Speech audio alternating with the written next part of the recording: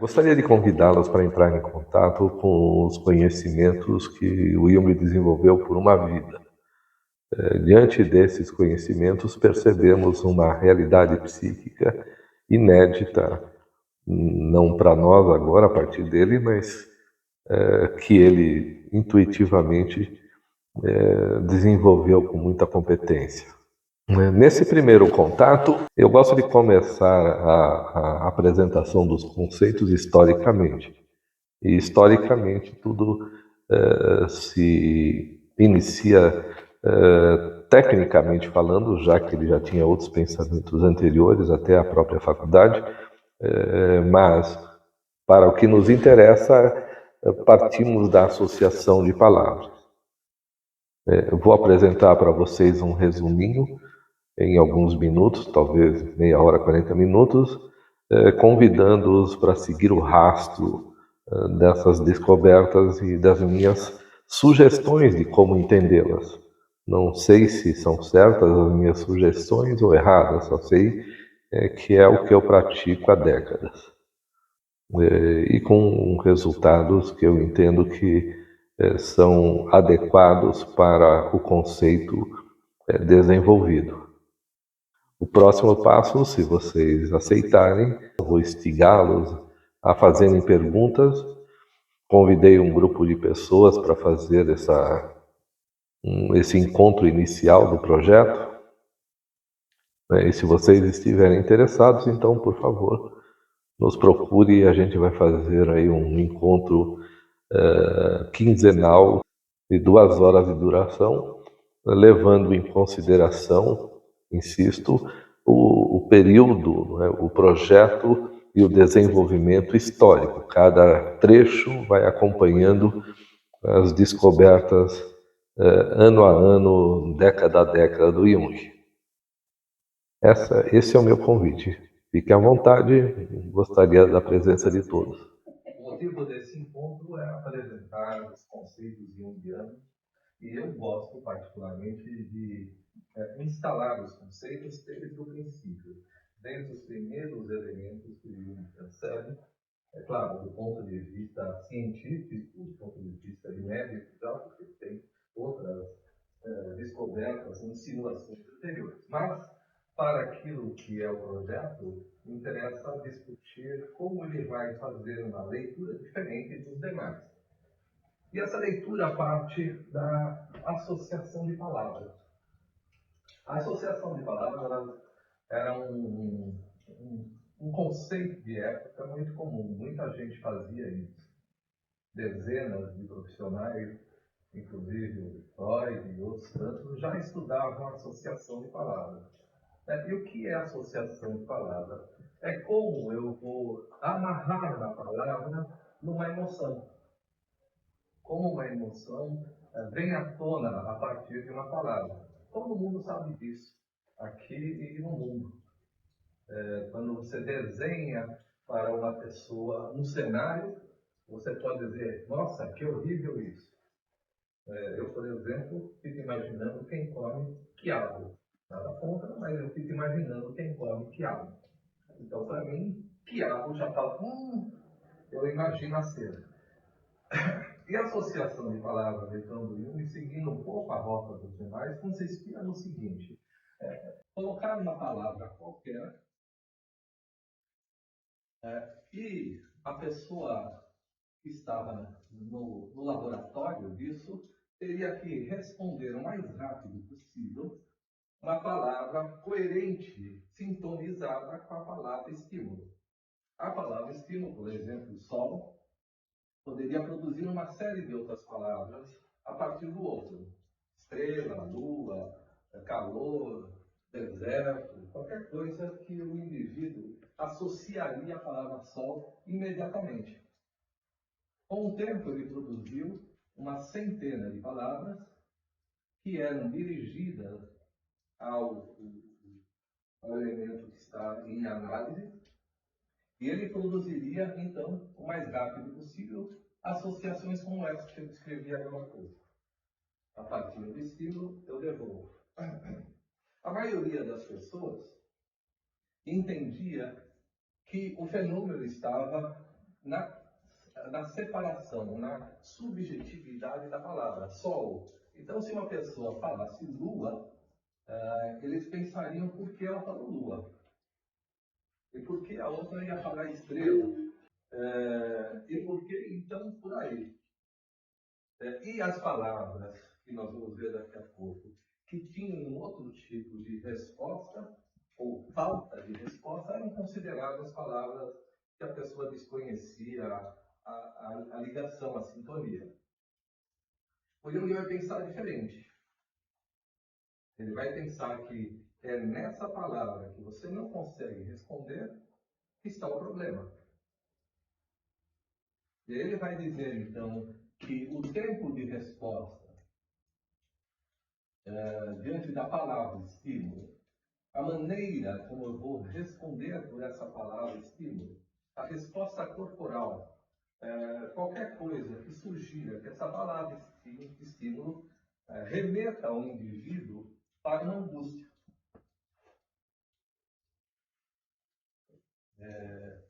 E aí, vamos fazer aqui um primeiro espaço. Bom, se nós pensarmos que a palavra remete o indivíduo para uma imagem, né, a palavra estímulo, para uma imagem, isso significa que quem conduz a angústia é a imagem. Aquilo que agora eu vi quando você me estimulou a enxergar isso, e isso se associou a uma imagem. Que é uma linguagem. E é uma linguagem. E por que então ele demora para construir a resposta? Porque a carga de angústia impede que a resposta seja o mais rápido possível efetuada. Uhum.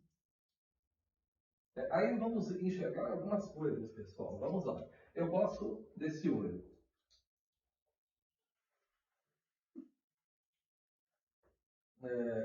Todo mundo vai pensar, imaginar ou ver uma imagem. Todo mundo vai fazer isso. Eu olho essa imagem e ela vai me remeter, pela informação dela, a um pensamento. E esse pensamento tem uma carga afetiva. Eu posso ficar com pena, com raiva. Se você vê um atropelamento de uma pessoa, você pode virar o rosto, ou você pode ficar olhando e acho que morreu. Ou pode sair correndo e chama o SAMU, ou alguém fala, não mexe não mexe no ferido aí, não mexe na pessoa que pode piorar. E assim por diante. Cada um tem uma resposta diferente para essa imagem, como o que nós estamos discutindo aqui em cima. Essa resposta diferente, interpretada pelo indivíduo a partir da imagem, tem uma resposta verbal, eu falo sobre o que eu vi, e tem um movimento adequado a ela. Eu faço algo. Então, não só penso, eu reajo. Mesmo que a reação seja a paralisia. É uma reação. Mas eu preciso ter essa imagem. Bom, aí nós vamos entender assim. As provocações, então. O que faz um indivíduo ter um movimento que implica numa ideia de consumo de energia? Todo movimento exige um consumo de energia. No ser humano, esse consumo de energia vem através das energias instaladas no seu corpo numa resposta fisiológica. Então vamos entrar no mérito disso nesse debate. O que ele vai ter uma determinada resposta fisiológica. Por enquanto, a minha ideia é associar imagem a movimento, imagem à fala, imagem à angústia. E eu poderia citar milhares de comportamentos depois desses anos todos, a partir de como o indivíduo respondeu fisiologicamente, inclusive, à imagem que ele vê. Desinteria, por exemplo, é uma expressão fisiológica comum em algumas imagens. Ou outras, como o desejo sexual. Então, nós estamos entrando no mérito disso por enquanto. Mas já é uma provocação, percebe? E você olha um ser humano e pergunta, mas por que ele fez desse jeito e não daquele? Por que ele consumiu essa energia do corpo dele para produzir uma fala e um movimento que implica uma associação à imagem que ele vê ou imagina? Ele não precisa necessariamente estar nesse instante vendo essa imagem, porque aqui ele não vê nada. Aqui em cima, ele é estimulado por uma palavra que acessa uma angústia, que leva essa angústia a acessar uma imagem da imaginação do indivíduo. É verdade que essa imaginação é um fato? Não. Não necessariamente é um fato. Eu posso imaginar alguma coisa numa instância que eu impresso de filmes e desenhos, e até de uma imaginação que o indivíduo não entende a origem. Esse também é um outro ponto instigante. Que imagens têm uma origem não decifrada pelo indivíduo? Imagens não decifradas. Ele não sabe explicar por que ele tem esse medo. Barata, por exemplo. Mas quem tem medo de barata? Uma cliente recentemente, só para colocar esse ponto, percebe que tem uma barata, ela se instala diante da barata com medo e o companheiro dela diz: eu estive na Tailândia e lá nós aprendemos que a barata é um ser celestial. Aí pega a baratinha e leva para fora. E ela diz: eu nunca vi isso na minha vida. E isso causa um impacto que faz com que ela pense nessa ideia da imaginação, quer dizer, da imagem que ela vê, com uma resposta que vai fazer um impacto. Olha, talvez é melhor eu não ter mais medo de baratas. Talvez.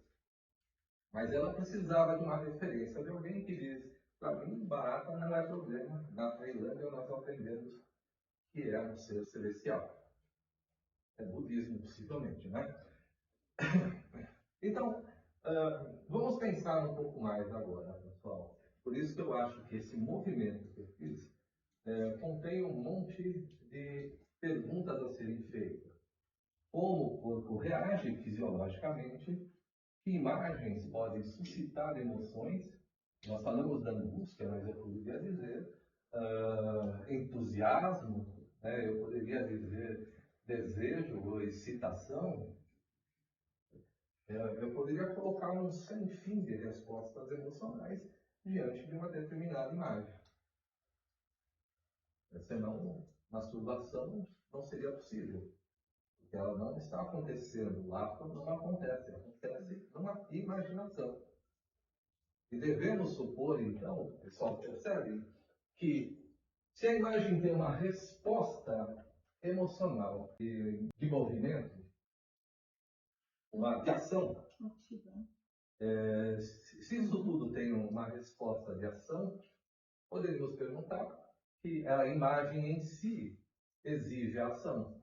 A imagem em si. Bom, ela deve ter um código para fazer isso.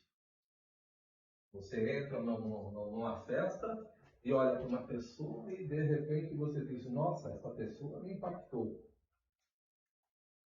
E às vezes, né, isso implica um drama matrimonial, por exemplo, moral, social. Nossa, me interessei por aquela pessoa que eu nunca imaginei que um dia poderia me interessar. E aí, eu tenho então algum tipo de link entre a imagem e a emoção que me leva a me relacionar com aquela pessoa. De algum jeito, nem que seja para dar um soco em alguma. Mas eu acho, essas imagens, então, elas têm vida autônoma. Elas têm um apelo de movimento próprio. Isso, é isso que você está dizendo. Isso. Sim, elas independem da vontade consciente do indivíduo. Absolutamente. Absolutamente. Não depende. O indivíduo, então, é refém da imagem e da ação que ela convoca. Então, guardem isso, porque esse é um fenômeno fundamental. Porque eu tenho uma resposta para aquela imagem. Como uma imagem faz que eu tenha emoções, movimentos, pensamentos, e em alguns casos que eu fia a minha própria relação ética com a sociedade. Ou mais, que eu fio aos meus preceitos. Mas essa sua imagem, como ele disse, ela não está instituída de uma única emoção. Ela só pode provocar, então, essa emoção se ela tiver outras emoções. Por exemplo? Se você tiver um exemplo como o seu aquela pessoa me impactou, de alguma forma ela tem uma representação interna. Sim. Então ela tem uma outra imagem que eu associo.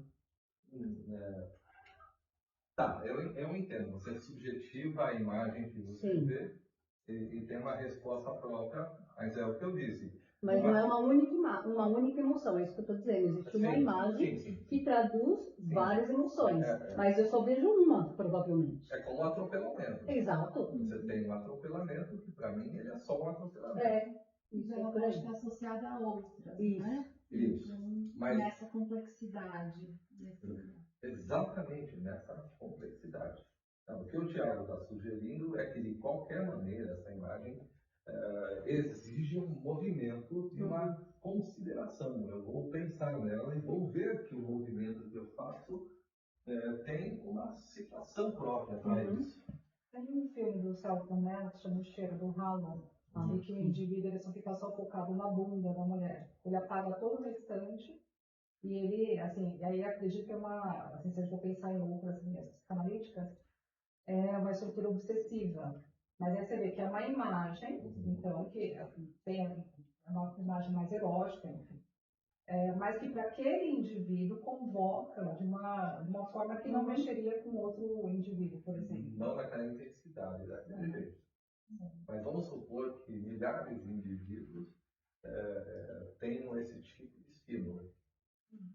Então, deve ter algo aí que atinge uma quantidade de pessoas com o mesmo estímulo.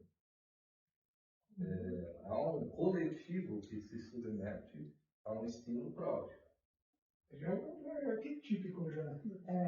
Foi o que eu estava dizendo, não tem como ser uma única emoção, são várias. A gente vai falar de uma linguagem que, de alguma maneira, quer trazer para nós um símbolo dentro desse discurso. Então, pessoal, não é? Vejam, espectadores, tá isso. Nós estamos vendo aqui que as pessoas presentes estão sugerindo um sem fim de consequências do encontro do indivíduo com emoções, imagens, energias, movimento, considerações e consequências. Né? Tudo isso é embutido nesse primeiro movimento do hino. E mais do que isso, então, se vocês estão entendendo, vamos fazer uma provocação assim. Então, nós temos o Jung pensando nisso, fazendo um arrolamento de 100 palavras, mas aí surge uma pessoa à frente dele, que ele expõe à frente das palavras que ele relacionou, e como ele mesmo foi pensar que havia então uma carga afetiva, como ele mesmo teve o estímulo de pensar, não é do jeito que os outros pensavam, mas agora eu penso que é aqui, na palavra não dita, que está o problema. Mas como ele enxergou isso?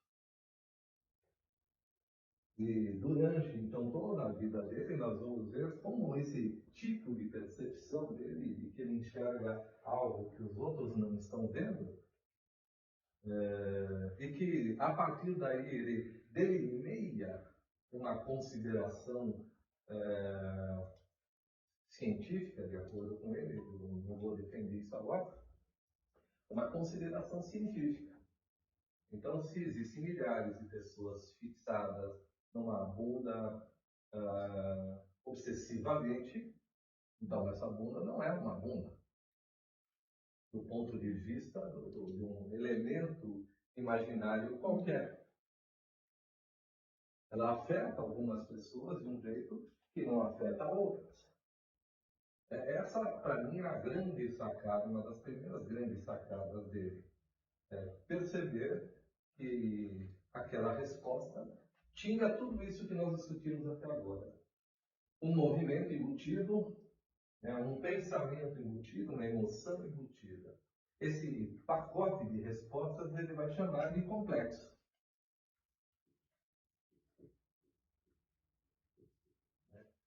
Complexo porque contém toda uma série de respostas próprias.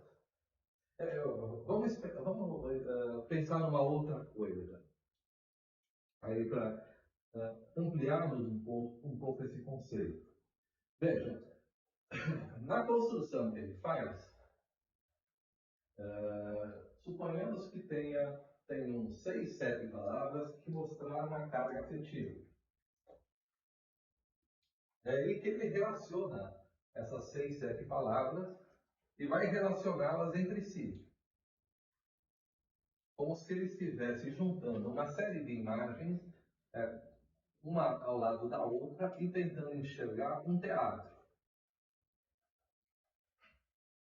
Ele relata que um determinado homem que tinha tido uma experiência amorosa na França fez o jogo das palavras, fez a associação, e ele diz para ele: você esteve na França e teve uma relação com uma mulher desse jeito? E ele diz: bruxaria. Ninguém sabia disso. Como ele então sabia disso? Como ele percebeu que essas imagens todas estavam interligadas naquele instante? Elas poderiam ser frutos de complexos separados, modo de dizer. Mas ele insinuou que naquele encontro, naquele momento, elas estavam ligadas entre si. Ligadas entre si, ele vai dizer que é uma constelação complexual. Pessoal, isso aqui é incrível, né? Porque se ele estiver certo, nós estamos diante de uma situação humana nunca antes presenciada sob esse olhar. Porque o que ele está dizendo, pessoal, que é o que eu defendo, então, que cada coisa que eu acrescento à minha volta tem uma carga afetiva. Movida por tudo isso, eu passo numa loja, vejo aquele objeto e falo: nossa, preciso levar. E preciso colocá-lo na minha casa. Numa estante que tem outros objetos semelhantes. Sei lá, pratos de desenhos portugueses. Eu não resisto à tentação. Por exemplo, vamos supor que alguém colecione bonequinhos bacês. É uma situação hipotética. E que tenha um monte de bonequinhos bacês na sua casa. Não é por acaso. O que a pessoa quer dizer? Que eu tenho bacê? Não, ela gosta de você. Inclusive. Não é porque... Nem não gosta de bacê, né? Pode dizer que gosta do bacê, mas o bacê causa um tipo de emoção, de uma satisfação, que eu dou o nome de eu gosto de bacê. Muito bem.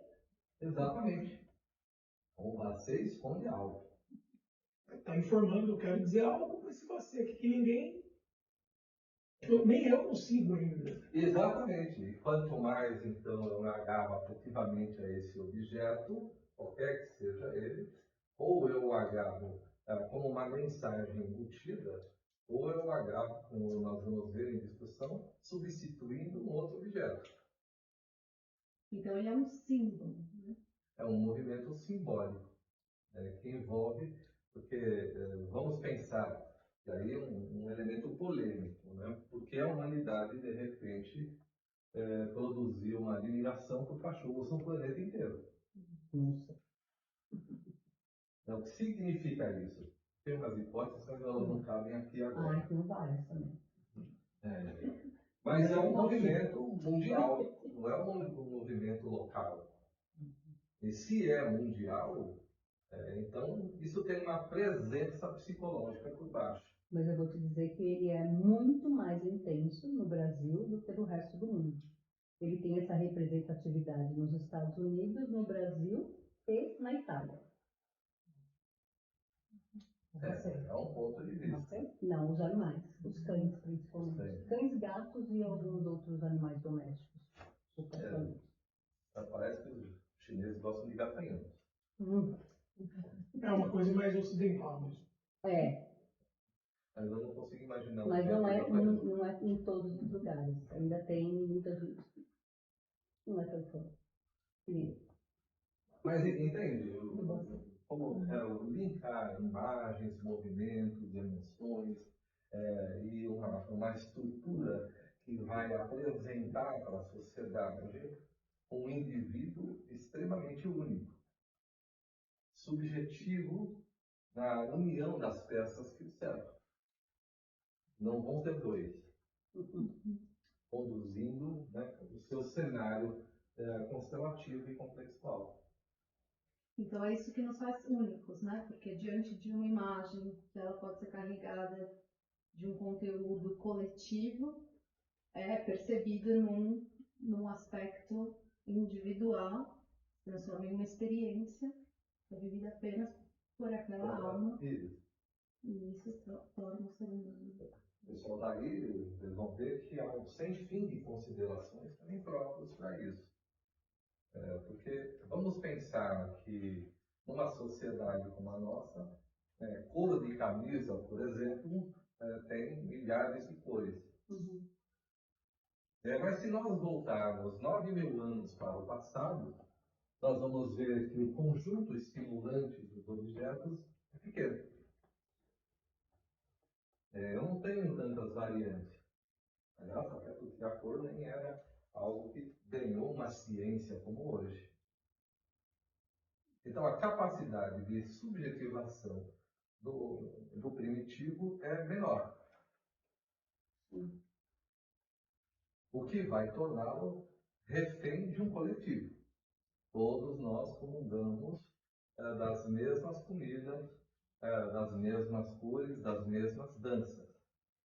Isso também eu gostaria que vocês guardassem isso para entender alguns movimentos de massa, onde alguns indivíduos são submetidos inexplicavelmente a composições e comportamentos que eles mesmos estranham, sem fazer nenhuma alusão recente.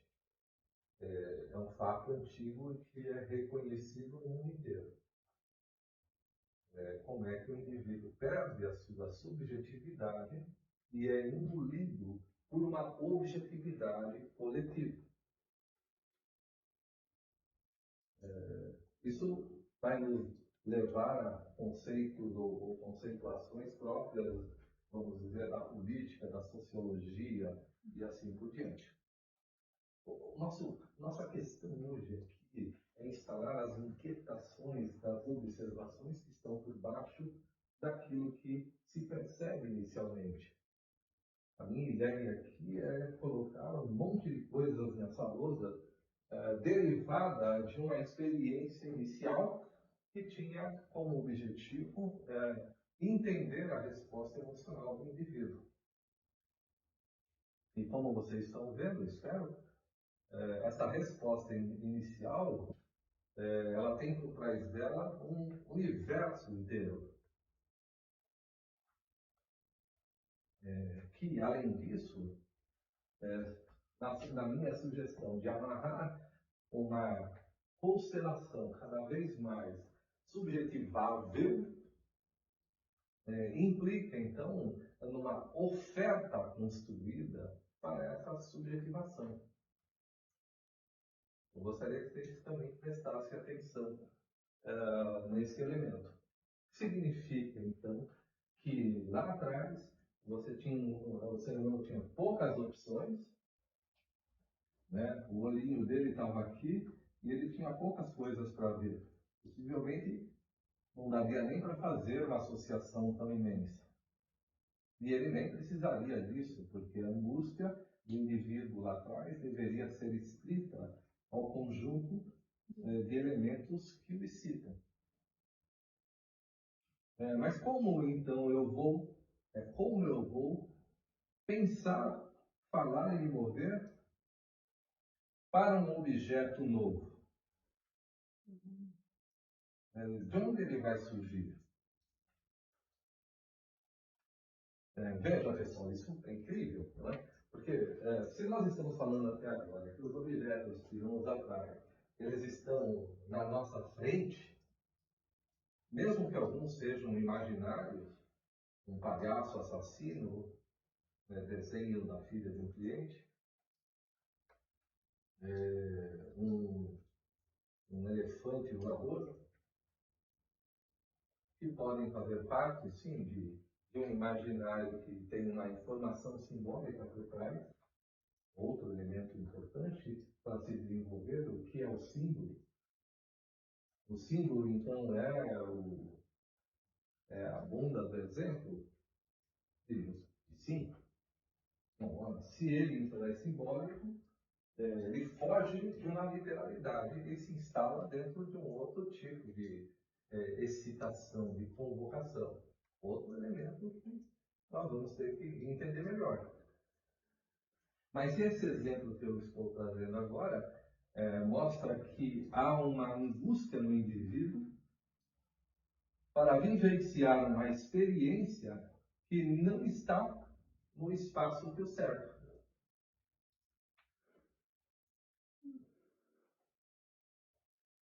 E que mesmo assim o atrai. Do jeito que você está montando, então o culto à vontade, que é extremamente disseminado hoje em dia, cai por terra. Sim, sim, sim. O que você está dizendo, sim. Há uma realidade interna que me impele a um encontro externo para que eu descubra o que me acontece internamente. Não sou eu que decido, né? Eu sou decidido por algo. E aí você vê, uma provocação interessante, que o meu desejo não pode ser instalado por aquilo que eu vejo. Literalmente. Literalmente. Isso. Literalmente. Eu tenho que. O enunciado é o caminho, mas. Eu tenho que ver uma representatividade para poder ativar isso. Objetivamente não afeta, não atinge o complexo. Não.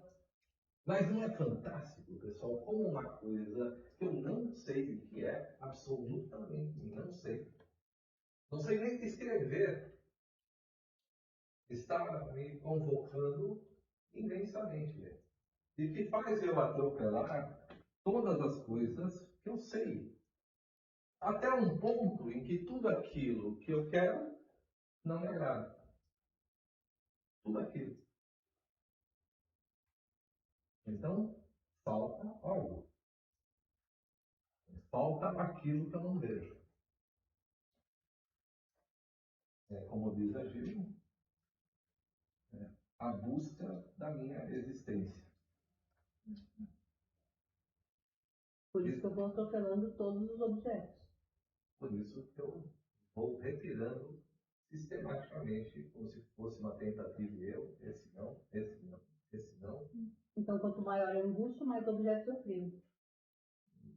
Quanto maior a angústia, maior é a possibilidade que eu tenho de encontrar o que não me serve. Uhum.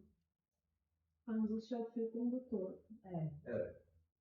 Que te leva a essa amplitude de novos objetos que podem ser apresentados. E que, como vocês vão ver, que o sistema todo vai ser refratário, vai ser oponente a uma pessoa que quer algo que não está. Porque eles não vão conseguir defender algo que não está, criando uma tensão no indivíduo e no seu projeto. Uhum. Pessoal, por enquanto, nós vamos deixar isso desse jeito. Agora vocês viram que a coisa complicou deveras. Vocês vão assistir muita gente pensando sobre isso, desde Platão até os filósofos psicanalistas modernos. Como isso se dá?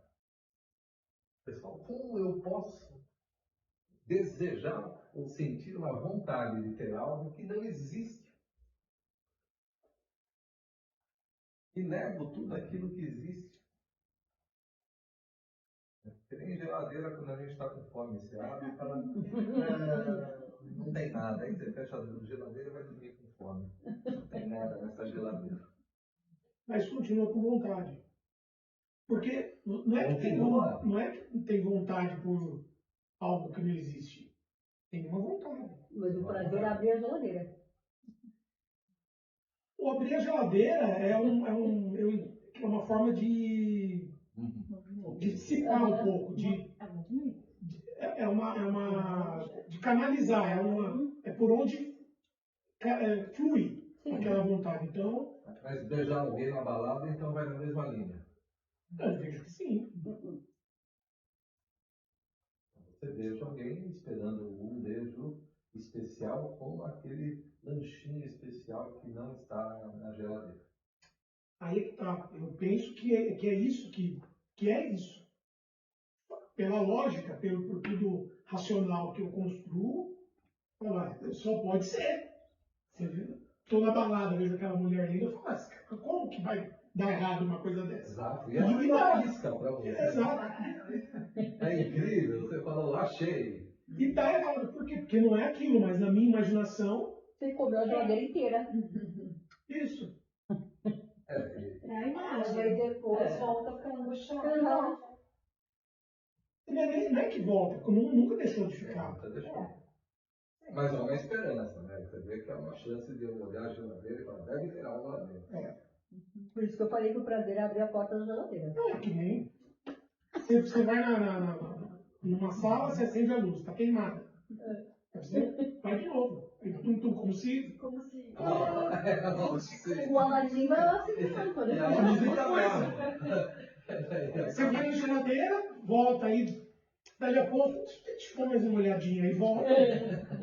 Mas, Edu, essa mulher bonita diante de você é uma imagem, né? E ela te afeta de alguma maneira. Como ela te afeta é o que estamos discutindo aqui nesse... Isso, mas não é ela.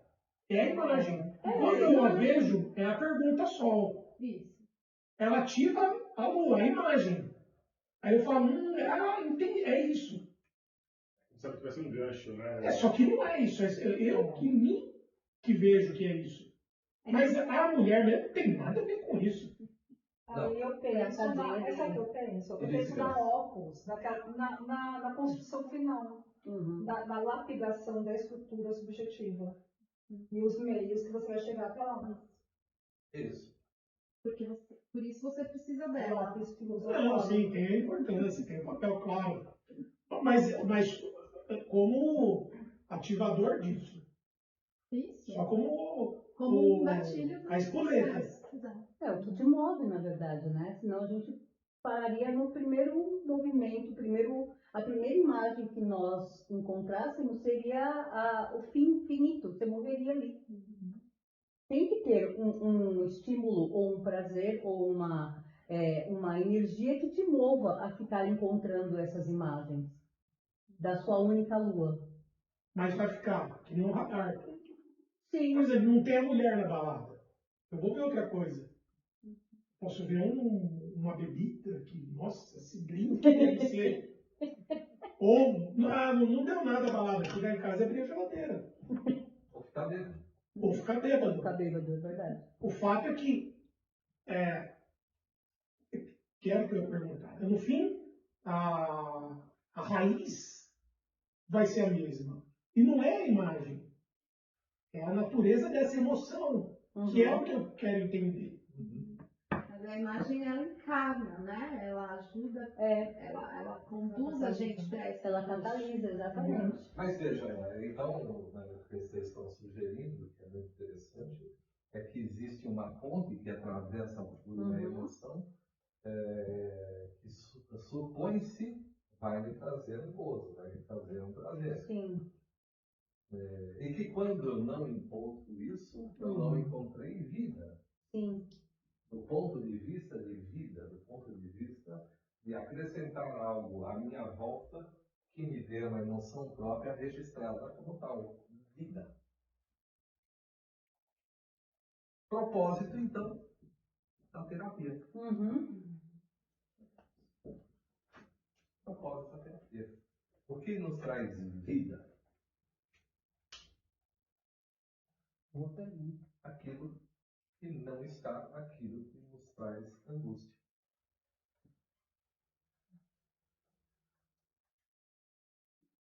Aí é legal, pessoal, porque então daríamos para dizer que se esse é um movimento, nós temos aí um código que atinge todo ser humano.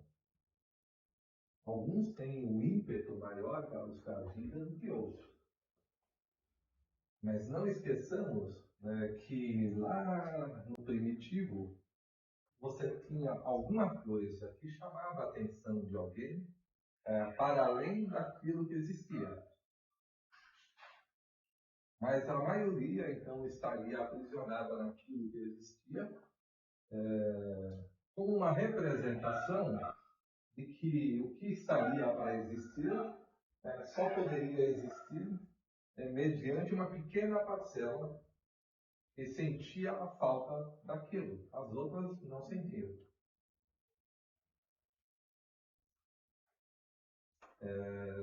Uma outra provocação, porque o que vai acontecer com essa pessoa que sai à frente dos demais? Que sente que ela é um veículo, né, de algo que não existe ainda, mas que ela sente diante do não sentir dos demais. Ela recebe até algumas projeções do grupo como um inimigo. E aí vem lá essas bruxas, matam em praça pública, não faça igual, para se conservar. Exatamente.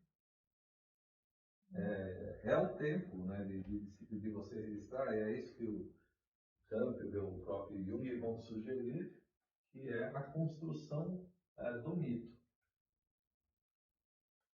Aquele que dá consciência, aquele que dá uma fala para uma conduta que advém, que pressiona pelo mito. Eu tenho um elemento que vai se acrescentar na minha constelação complexual, de modo que agora eu compreenda melhor o conjunto daquilo que me completa. Dá vazão, uma nova expressão nessa imagem. Isso. Para o grupo. Para o grupo, inclusive, até que um grupo determinado agora também é portador dessa boa nova. Então nós agora dançamos uma música diferente. Samba, no caso do Brasil, que caiu no proscrito no passado. Da mesma maneira que nos Estados Unidos e assim por diante. Porque você tem um novo modelo de matemática, musical e tal. Mas é até antagônico, né? Porque ao mesmo tempo que o coletivo quer matar, a encarnação desse indivíduo, vamos dizer assim, ele mostra que o grupo já está obsoleto. E o próprio grupo já pede essa renovação. Isso. Você entende a dialética disso? Sim. E temos mais um elemento, a dialética disso. A dialética disso. Quando o mesmo grupo quer que aquela pessoa morra, mas no fundo, diante da sua natureza de uma vida sem graça, quer que ela não morra. E isso se instala aonde, pessoal? No próprio indivíduo. No próprio indivíduo. Essa tensão Essa tensão. que nos faz. Mas essa tensão, essa dialética, seria então uma disputa de imagens internas também? Isso, isso. Então está acontecendo uma guerra aqui dentro, né? E, enfim, os elementos externos recebem a projeção disso, né? São as telas em branco onde A tensão se configura. Sim. Tá, então nós voltamos para cá, para a indústria do indivíduo. A dialética acontece demorou para responder, já a dialética está ali já. Já falei. Exatamente. Por que ele guardou essa dor o tempo todo? Por que o indivíduo na terapia não fala da angústia? Porque, primeiro, que aquela peça que o impele não tem como ser descrita. E a que segura não compreende porque segura. Isso é fantástico, porque o que nós estamos sugerindo aí é que esse debate tenha uma oportunidade para acontecer. É claro que o inconsciente sempre vai atingir, vai trazer o novo. Ele quer se conscientizar. Mas ele não pode se conscientizar se esse novo não produzir no conjunto uma aceitação. Então, quantos vão morrer até que a quantidade de pessoas agora podem carregar a presença desse novo? Mas quantos? Pessoal, isso é uma aula que vale para toda a época. Eu não vou entrar em mérito da contemporaneidade, sugerindo aqui quem morre para contemplar o novo. Mas façam exercícios intelectuais e observem que existe um novo se instalando, existe uma resistência do sistema a esse novo. Outro tema que também vai percorrer por dentro dessas considerações. Percebe? Veja, todo esse bloco de angústias, de perguntas, todo esse movimento foi sistematicamente acessando o Jung e acessando pessoas que foram ajustando, aperfeiçoando as compreensões que nós trazemos aqui, por exemplo. Mas devemos supor, então, que estamos indo na direção do quê?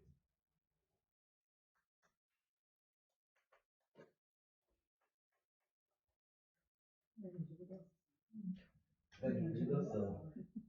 Mas do que não sabemos.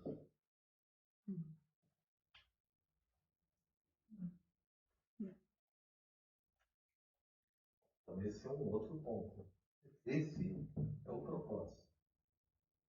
Aquilo que eu não sei nomear, aquilo que eu não sei dizer sobre.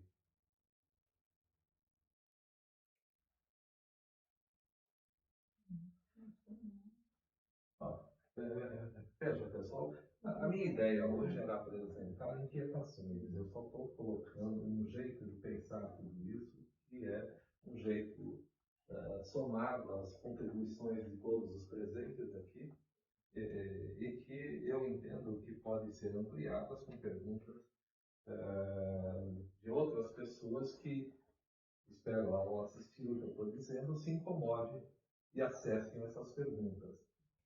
O que eu quero saber? Qual é a minha angústia diante daquilo que eu não sei? Como eu vou contar a história daquilo que aconteceu comigo para explicar o que faltou para aqueles que me hostilizaram, de modo de dizer, eu não vou entrar nessa polêmica também, para que eu tivesse um caminho melhor do que eu tive. E além do que eu quero saber, o que eu devo saber, né? Isso. Já que eu estou sendo impelido para... Exato. É a individuação que é o tema lá na frente, para a gente entender o que é individuar. E eu entendo que individuar é um processo em que eu sei isso tudo. E se eu sei isso tudo, devem ter emoções próprias que me conduzem a ter a tranquilidade de lidar com isso. Alguém me perguntou outro dia, você é alegre o tempo todo? Eu falei, não, eu sou triste o tempo todo. Porque se eu não for triste, eu não posso ser alegre. Então, sim, eu sou alegre o tempo todo, né, porque estou triste o tempo todo. Porque essa complexidade nunca se extingue, né? Não se trata de tirá-la da frente, se trata de compreendê-la e torná-la mais elaborada, cada vez mais consciente, para que esse caminho, Isso. apesar de, né, eu tenha um estado de maior sentido e contentamento. Porque vai me dar um conjunto de consciências complexuais que vão responder, né, por uma angústia diferenciada. De novo, o projeto da terapia. É isso que nós vamos chamar de individuação. Não é tão simples, né? Meia hora aqui conversando, vocês falam, entendi. Não, não. É uma experiência física, é uma experiência existencial. Em última análise, consome a nossa vida inteira. Ela não é um método ou uma meta a ser atingida quando eu fizer 30, ou 40, ou 50. A ideia da terapia não é trazer a felicidade, é manter a angústia num nível que eu compreendo. Eu convido a todos, né, a aprender sobre como o Jung monta tudo isso, e como nós vamos ser, então, vetores, de transmissão viva desse conhecimento.